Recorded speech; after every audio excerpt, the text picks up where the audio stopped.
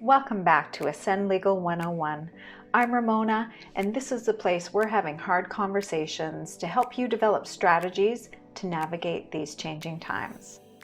If you'd like more resources for creating strategy, tactics, and for mindset, please make sure to subscribe here, and you can access all the ways we can stay in touch by going to our Let's Talk page on our website at ascendlegalrecruiting.com.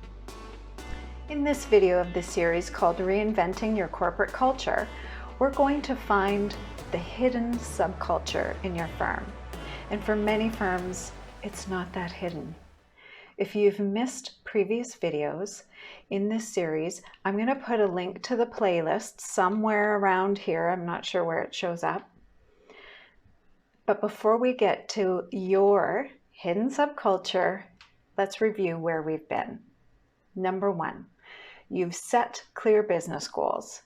Many will be around money, a lot will be around scaling your business or firm, and you have clearly communicated those goals to your team. You've made attracting and retaining great team members a priority in order to remain competitive in today's market, and together we've created a baseline for creating structure and onboarding those team members. We've realized that at some point we have to deal with our bad apples, and we'll come back around to that because I know that makes you uncomfortable. You've also identified who is setting the tone in your firm, and you've taken responsibility for that as the leader.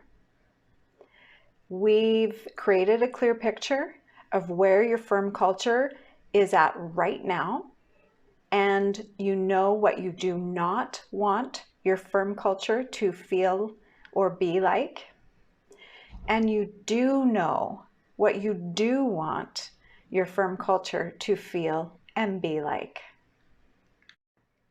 And lastly, you've created a list of problems to be dealt with or opportunities to acknowledge.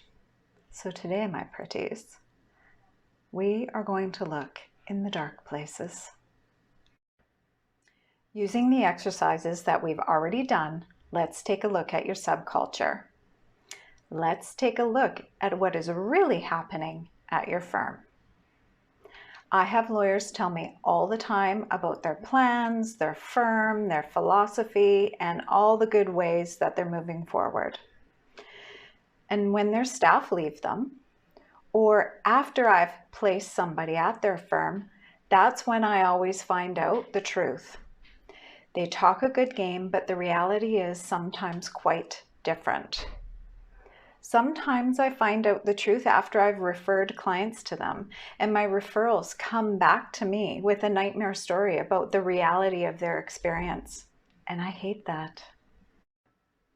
So for all your good intentions, let's find out what's really going on.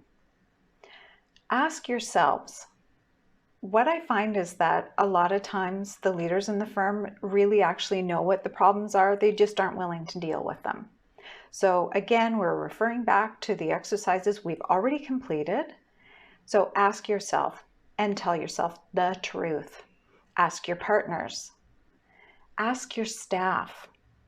Ask your management team. I tell you, the staff, they're complaining. They're talking amongst themselves about the problematic areas in your firm or whatever that funny subculture is. So it would be great to check in with them. Ask your friends or colleagues. Ask people at other firms. Ask former clients and former staff. And if they won't speak to you anymore, it doesn't matter what your philosophy is.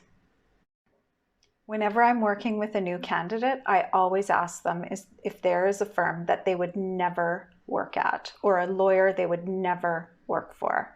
And depending on the area of law, I already know their answers. And they are consistently the same firms and the same people. I've even had firms sort of bait and switch, where I've said, if my candidate is going to work for so-and-so, then the answer is no, I won't work with you. And the firms have said, oh, no, of course not. But in fact, that's exactly who they're trying to place staff with. And then I can't work with that firm anymore because they're not trustworthy. So when I ask my candidates and get the same answers over and over again, I usually already know why they don't want to work there. And it has everything to do with problem personalities, behavior, and firm culture. Take a look around and see if any of these things are happening in your firm. Maybe the leadership team are leaders of themselves and not leaders of people, and it's painfully obvious. Or your leadership team talks about having high standards, but they can't get buy-in from their team to raise their standards because everyone is so used to doing things a certain way.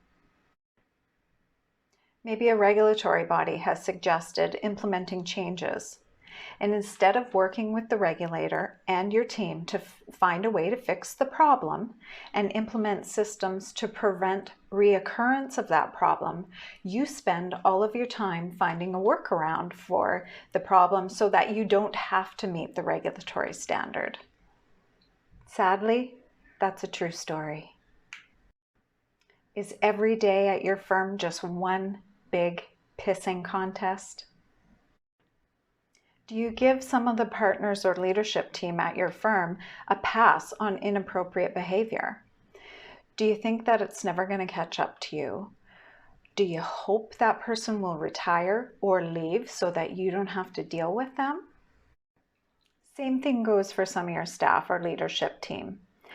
I know a number of firms where I'm told all the time by their staff that if they complain about the office manager, that they will get fired. If I know that, then everyone in town does. And what are you going to do about it? Are the client-facing people in your firm rude or difficult to deal with? Because that is a direct reflection and representation of you and your business. Have you ever gone into a fancy restaurant and the ambience is amazing and the food is terrific and you feel the whole experience is up-leveled and you're never going to be able to eat at a regular restaurant again, but then the server's really rude, or you go into the bathroom and it's shabby and clearly hasn't been cleaned in a while? What was your opinion of the owner or the business after that? In this video series, we're building a simple framework for a very complicated problem. And in a previous video that I did with Janet Hodson, who's an HR director at a law firm in Victoria, and I'll leave a link to the video here, she talks about how changing corporate culture is a slow change and it's a deliberate process. I would really encourage you to take a look at that video.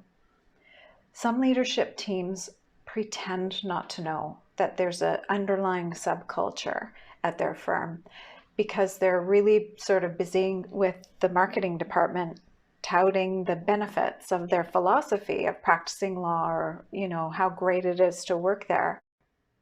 In this series, we're looking at the cold hard truth, and hopefully we'll get to a place where we can find some soft, warm light so everyone can just go about their business. The aim here is to grow your firm in a way that's aligned with the brilliant philosophy that you keep telling me about. On our next video, we're going to discuss values and value systems.